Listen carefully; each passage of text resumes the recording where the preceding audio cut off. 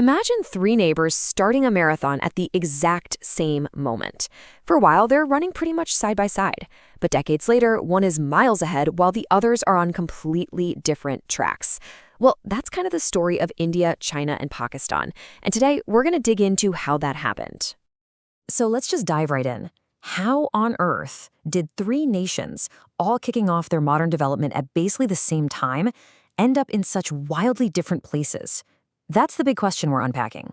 And the starting line really was shared. I mean, just look at this timeline.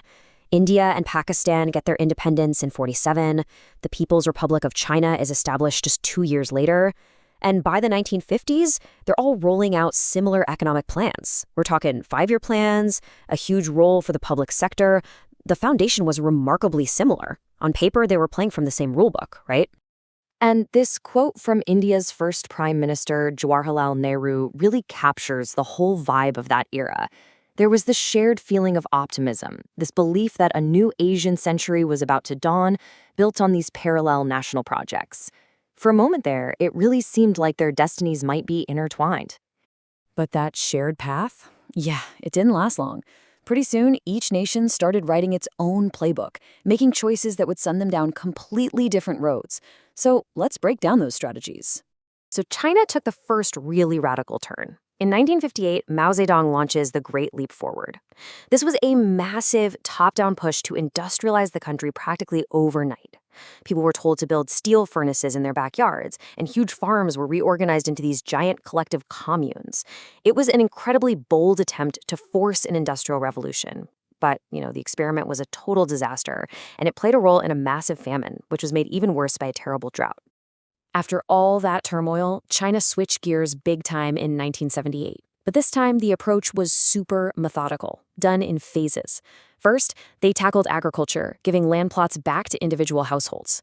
Then, they opened up industry to private companies and made the giant state-owned businesses actually compete.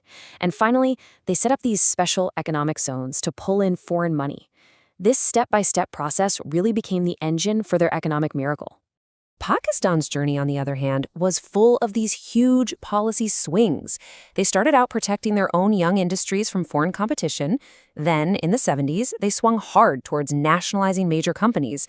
But by the late 80s, the pendulum swung all the way back to privatization.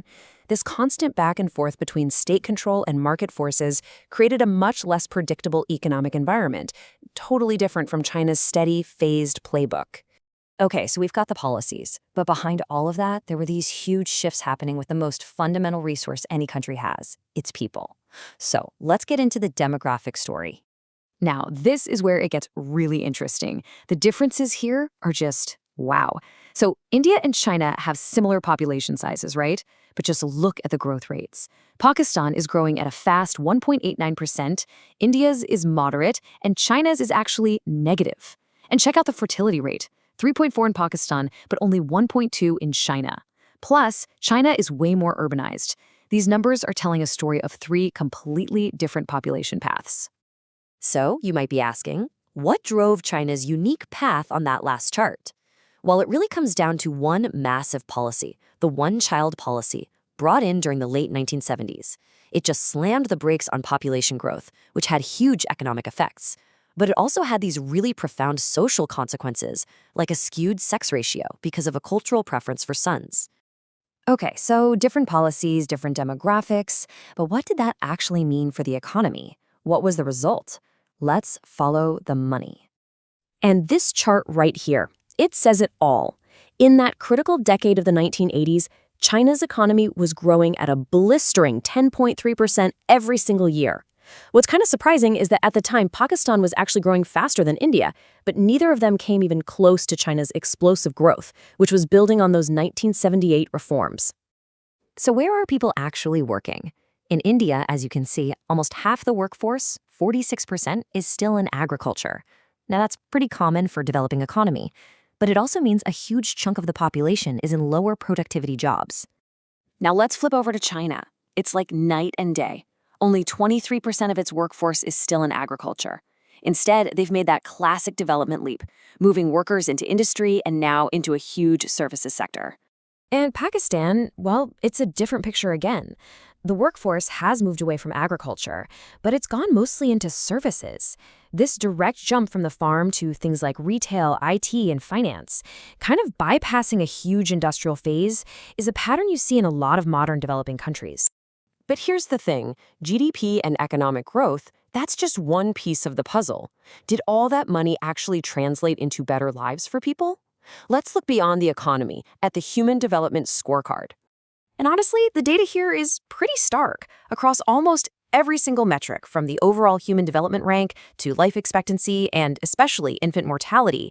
China has pulled way, way ahead of both India and Pakistan. I mean, access to basic sanitation is nearly universal in China, while it's still a major challenge for its neighbors. And if you really want to see what those big human development numbers mean in real life, just look at this one powerful statistic. The number of mothers who die during childbirth is dramatically lower in China. This isn't just a number on a page.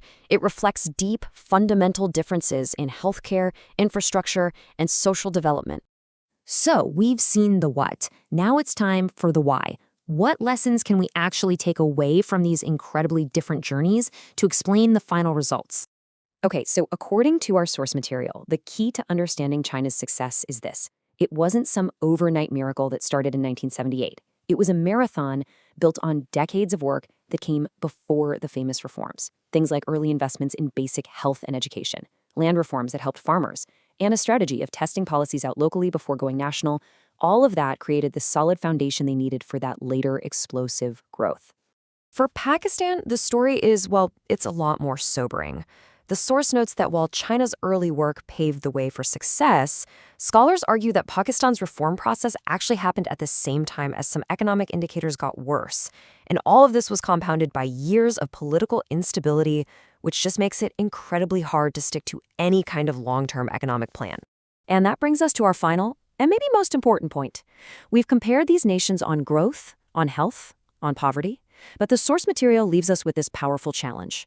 It argues that all these measures, like the Human Development Index, are incomplete without what it calls liberty indicators, things like constitutional rights and the rule of law. So the ultimate question isn't just about who grew the fastest, it's about what our full definition of development truly is. And that's something worth thinking about.